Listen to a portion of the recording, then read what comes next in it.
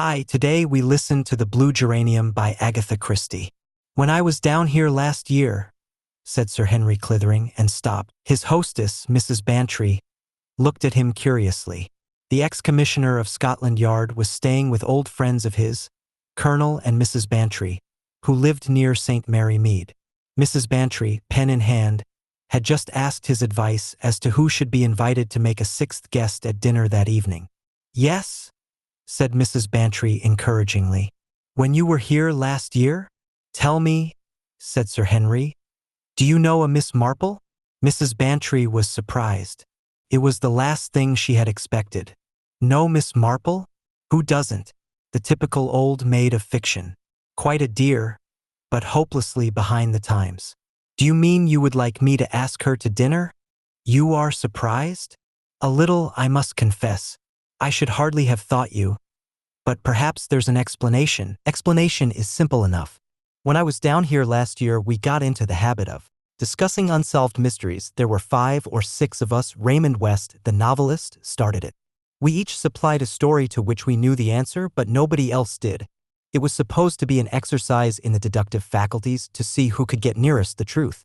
Well, like in the old story, we hardly realized that Miss Marple was playing, but we were very polite about it, didn't want to hurt the old dear's feelings. And now comes the cream of the jest. The old lady outdid us every time. What? I assure you, straight to the truth like a homing pigeon. But how extraordinary! Why, dear old Miss Marple has hardly ever been out of St. Mary Mead. Ah! But according to her, that has given her unlimited opportunities of observing human nature under the microscope, as it were. I suppose there's something in that, conceded Mrs. Bantry. One would at least know the petty side of people. But I don't think we have any really exciting criminals in our midst. I think we must try her with Arthur's ghost story after dinner. I'd be thankful if she'd find a solution to that. I didn't know that Arthur believed in ghosts. Oh, he doesn't. That's what worries him so. And it happened to a friend of his, George Pritchard, a most prosaic person. It's really rather tragic for poor George. Either this extraordinary story is true, or else what?" Mrs. Bantry did not answer. After a minute or two she said irrelevantly, "You know, I like George, everyone does. One can't believe that but people do such extraordinary things." Sir Henry nodded. He knew better than Mrs. Bantry the extraordinary things that people did. So it came about that evening Mrs. Bantry looked round her dinner table, shivering a little as she did so because the dining room, like most English dining rooms, was extremely cold, and fixed her gaze on the very upright old lady sitting on her husband's right. Miss Marple wore black lace mittens, and old lace fichu was draped round her shoulders, and another piece of lace surmounted her white hair. She was talking animatedly to the elderly doctor, Dr. Lloyd, about the workhouse and the suspected shortcomings of the district nurse. Mrs. Bantry marveled anew. She even wondered whether Sir Henry had been making an elaborate joke. But there seemed no point in that. Incredible that what he had said could be really true. Her glance went on and rested affectionately on her red-faced, broad-shouldered husband as he sat talking horses to Jane Hellyer, the beautiful and popular actress. Jane, more beautiful if that were possible. Off the stage than on, opened enormous blue eyes and murmured at discreet intervals, "Really? Oh, fancy! How extraordinary!"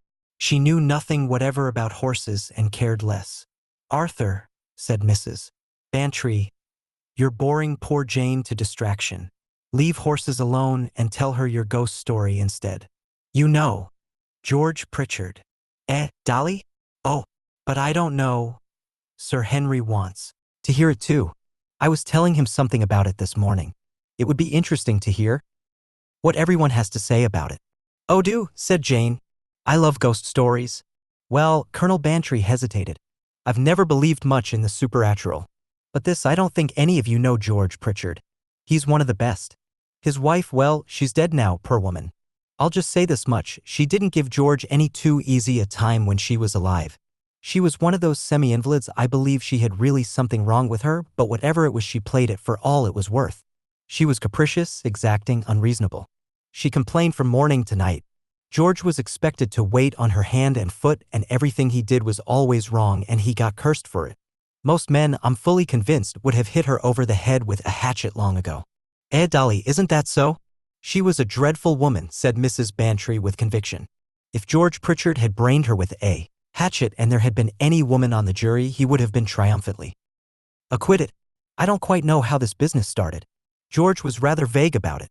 I gather Mrs. Pritchard had always had a weakness for fortune-tellers, palmists, clairvoyants, anything of that sort. George didn't mind. If she found amusement in it, well and good. But he refused to go into rhapsodies himself, and that was another grievance. A succession of hospital nurses was always passing through the house, Mrs. Pritchard usually becoming dissatisfied with them after a few weeks. One young nurse had been very keen on this fortune-telling stunt, and for a time Mrs. Pritchard had been very fond of her. Then she suddenly fell out with her and insisted on her going. She had back another nurse who had been with her previously, an older woman, experienced and tactful in dealing with a neurotic patient. Nurse Copeland, according to George, was a very good sort, a sensible woman to talk to.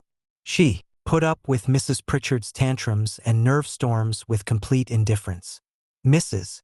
Pritchard always lunched upstairs, and it was usual at lunchtime for George and the nurse to come to some arrangement for the afternoon. Strictly speaking, the nurse went off from 2 to 4, but to oblige, as the phrase goes, she would sometimes take her time off after tea if George wanted to be free for the afternoon. On this occasion, she mentioned that she was going to see a sister at Golders Green and might be a little late returning. George's face fell, for he had arranged to play a round of golf. Nurse Copeland, however, reassured him. "Will neither of us be missed, Mr. Pritchard?" A twinkle came into her eye. "Mrs. Pritchard's going to have more exciting company than ours." "Who's that?" "Wait a minute." Nurse Copeland's eyes twinkled more than ever. "Let me get it right. Zarita, psychic reader of the future." "Oh, Lord," groaned George. "That's a new one, isn't it?" "Quite new. I believe my predecessor, Nurse Carstairs, sent her along. Mrs. Pritchard hasn't seen her yet. She made me write, fixing an appointment for this afternoon." "Well, at any rate, I shall get my golf," said George, and he went off with the kindliest feelings towards Zarita, the reader of the future. On his return to the house, he found Mrs. Pritchard in a state of great agitation.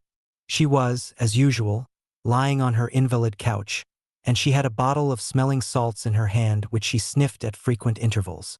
"George," she exclaimed, "what did I tell you about this house? The moment I came into it, I felt there was something wrong.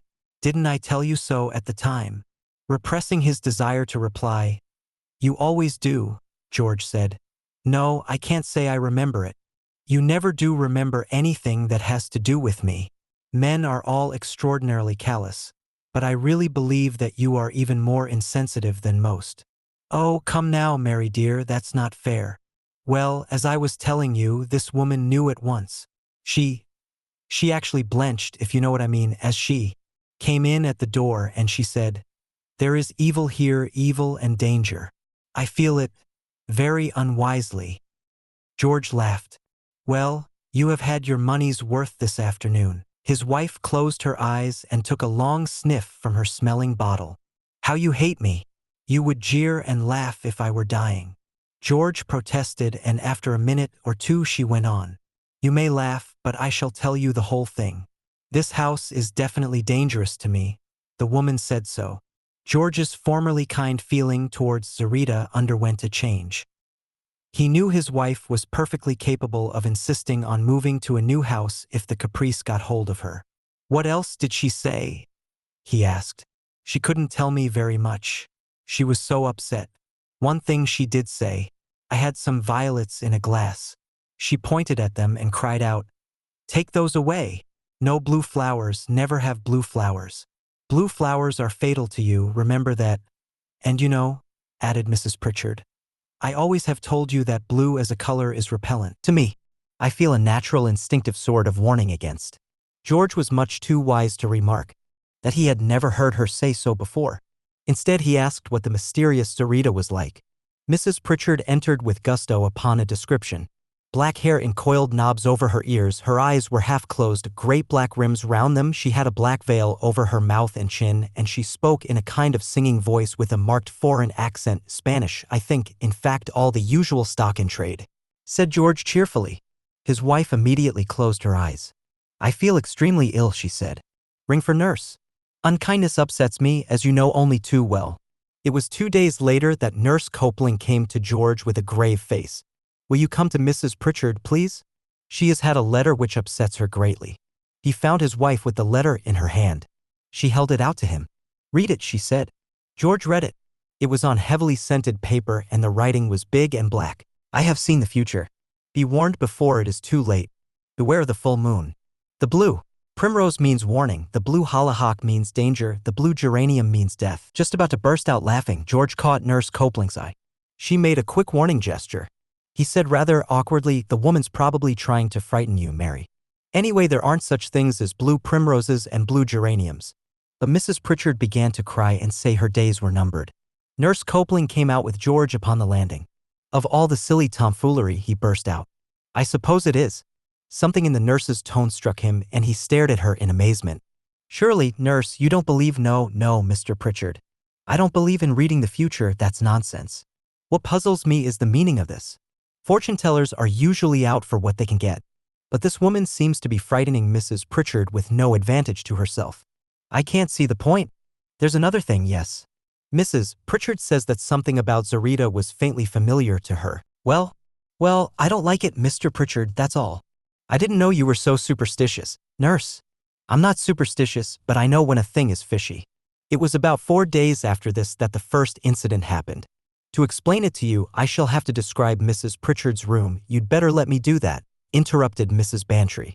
It was papered with one of those new wallpapers where you apply clumps of flowers to make a kind of herbaceous border. The effect is almost like being in a garden, though, of course, the flowers are all wrong. I mean, they simply couldn't be in bloom all at the same time. Don't let a passion for horticultural accuracy run away with you, Dolly, said her husband. We all know you're an enthusiastic gardener. Well, it is absurd, protested Mrs. Bantry. To have bluebells and daffodils and lupins and hollyhocks and Michaelmas daisies all grouped together.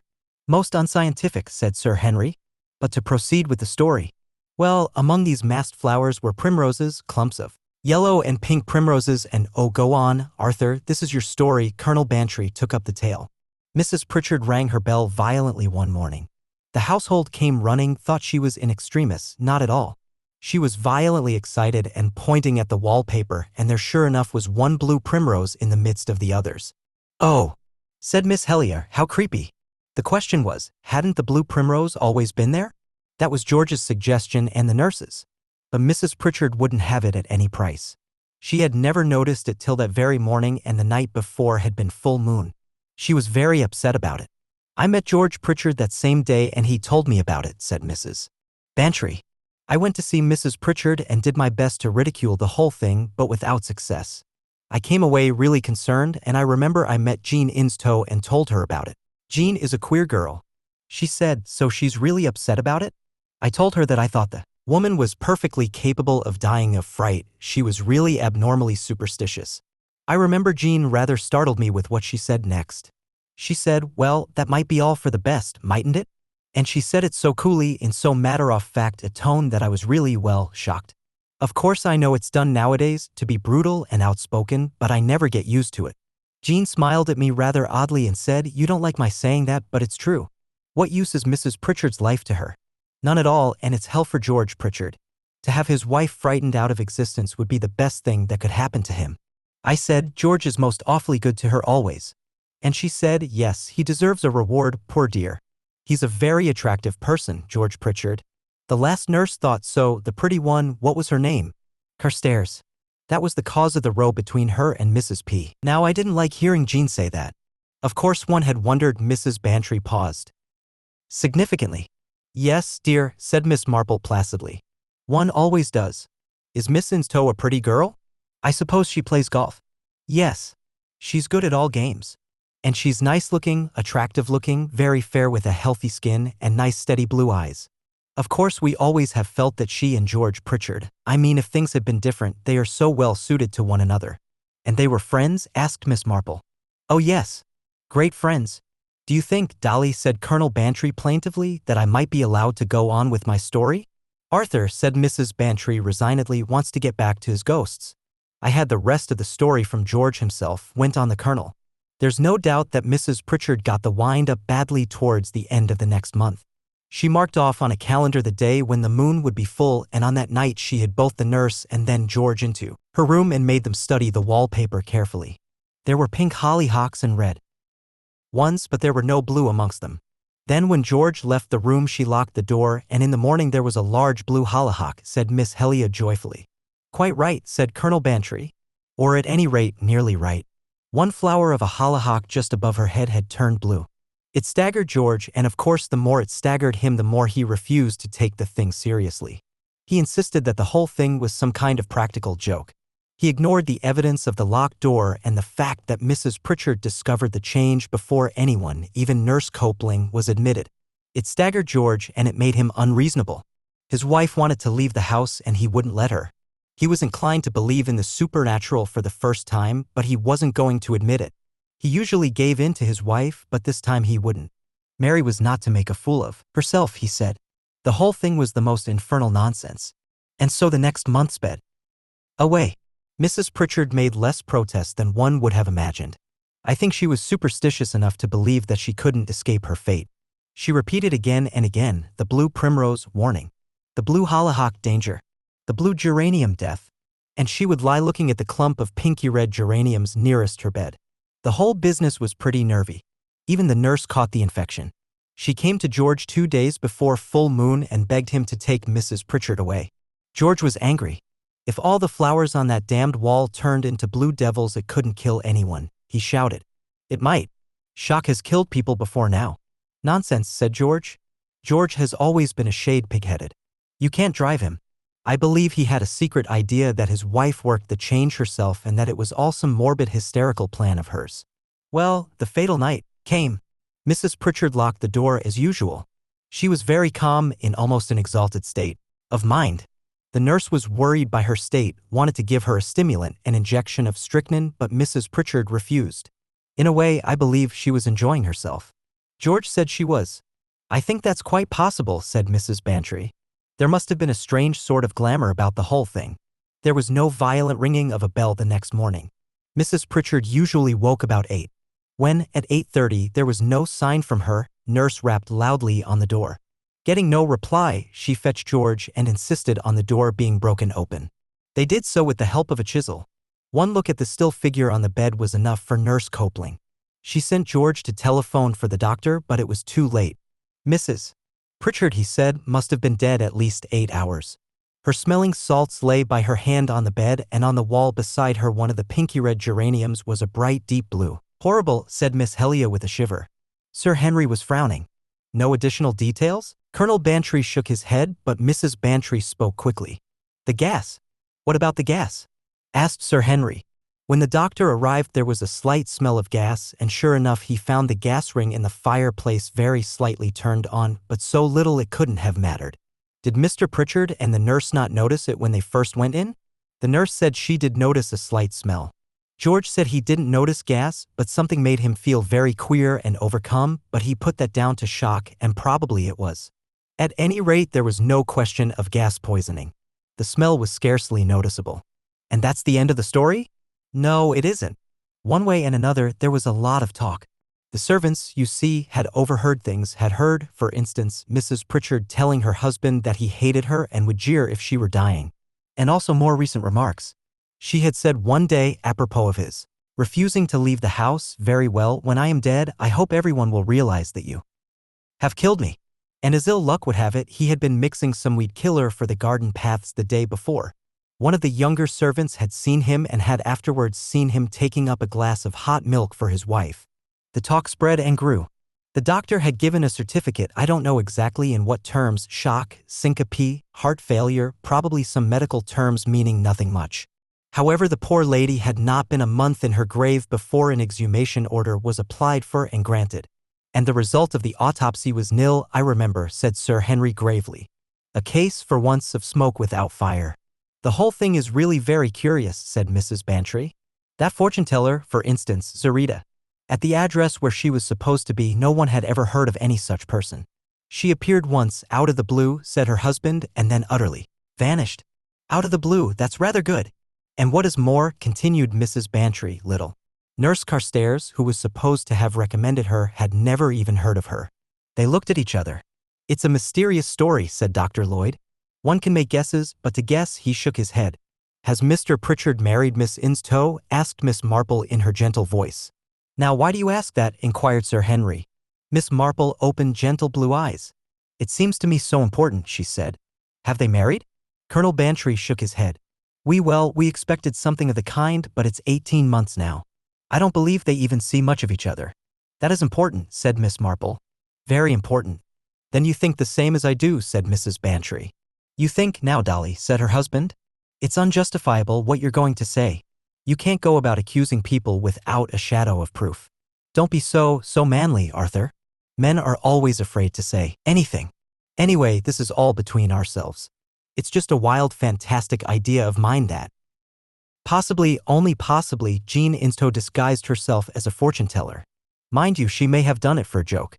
I don't for a minute think that she meant any harm, but if she did do it, and if Mrs. Pritchard was foolish enough to die of fright, well, that's what Miss Marple meant, wasn't it?